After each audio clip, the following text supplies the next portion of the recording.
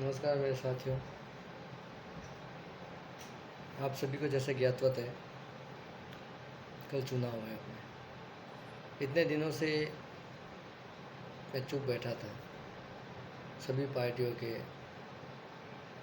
जो भी मुद्दे थे, उनकी कार्यशैली थी, या अपनी अपनी जो कार्य किए उनको प्रकट करने का जो कार्यक्रम चल रहा था, वो मैंने देखा, सुना।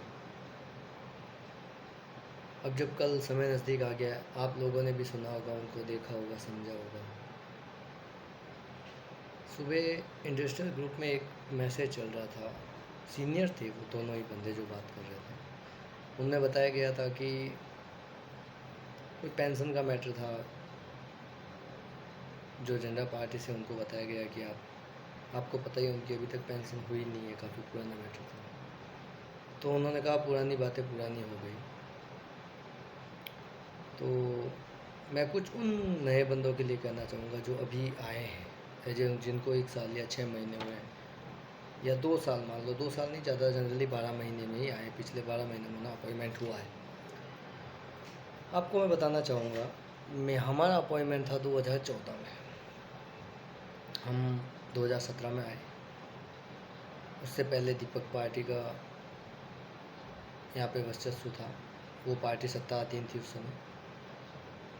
उसी दरमियान एलडीसी एग्ज़ाम हुआ था। 7 साल का मैं आपको एक रिकॉर्ड बताऊंगा, जिसमें कम से कम आपको ये व्याख्या करने में हेल्प मिले कि हाँ, कौन सी पार्टी क्या करती है। वैसे तो अभी चुनाव प्रचार में कई मुद्दे रखे होंगे, लेकिन मैं आपको एक एक करके सारे उनके जो कार्य प्रणाली है वो बताऊंगा, जिससे आपको ये व्याख्या करने में आसानी रहे कि हाँ, एक वर्बली बताया जाता है या काम भी होता है वास्तविक ज़मीनी स्तर पर। उस ग्रुप में ये भी चल रहा था कि कुछ काम निकल जाते। अरे निकलने आने वाले नहीं होती है। मैं सारी चीज़ों की व्याख्या करूँगा, थोड़ा लंबा टाइम लेगा, अपना कीमती समय ज़रूर निकालिएगा। 2014 में आने के बाद दीपक पार्टी थी, एलडीसी एग्ज़ाम हुए थे, जिसके अंदर 10 बंदे सेलेक्टेड हुए हैं।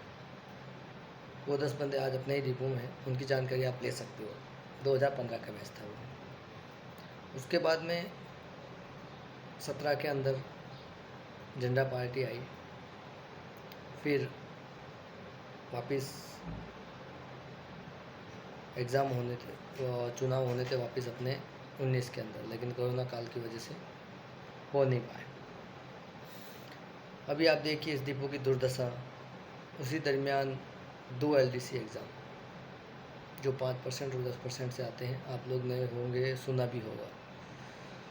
उसके अंदर इन्होंने जातिवाद का मुद्दा बना के, जो झंडा पार्टी सत्ताधीन थी, जातिवाद का मुद्दा बना के, जहां अफसर्स ने खुद ने कहा था कि मैं ज़्यादा नहीं, लेकिन 5 या 10 बंदे, 5 बंदे कर सकता हूं जो टॉप हैं, यानी कि 33% अगर टाइपिस्ट मानते हैं उनकी, अगर 30 भी टाइपिस्ट है तो मैं उनको आगे प्रमोट कर सकता हूँ। लेकिन उन्होंने मना कर दिया टांग अड़ा के।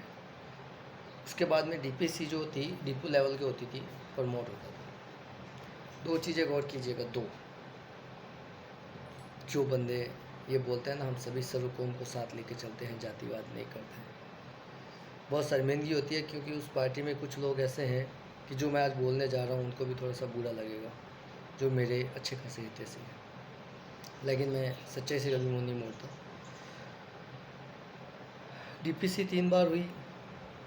उस डीपीसी को तीनों बार ही पूरी तरीके से ध्वस्त कर दिया इन्होंने। एक ही प्रमोट नहीं हुआ, होने ही नहीं दिया इन्होंने। अगर वो चाहते तो कर सकते थे, यानी कि 2 एलडीसी और 3 डीपीसी।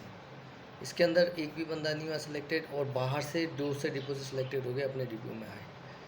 तो आए, अच्छी बात है, वो हमारे भाई थे, कोई दिक्कत नहीं है। लेकिन जब अपन के भाई यहाँ बैठे थे, वो प्रमोट होते तो काफ़ी आगे जाते, उनके लिए कुछ भला हो जाता। विकास कार्य की बात की जाती है ना, हमने किया जो ये पार्टी बोलती है। तो सेकेंडली एक चीज़ और बताना चाहूँगा, जातिवाद के बेस पे चलता है तो फिर आप दूसरी जात को कैसे साथ में लेके चलते हो? मुझे आपका इतिहास लेके बताना। इतने बंदे बता देना एससी एसटी से कोई भी कि हमने इतनों को प्रमोशन दिलवाया और उनको वहाँ तक भिजवाया। अरे आप तो उन गरीबों के पीपीओ भी समय तक नहीं दिलवा सकते हैं। 6-6 महीने तक इंतज़ार करना पड़ता है। और नाम, अगर नाम गिनवाना चालू करूँ तो मैं बहुत सारे गिनवा सकता हूँ आपको।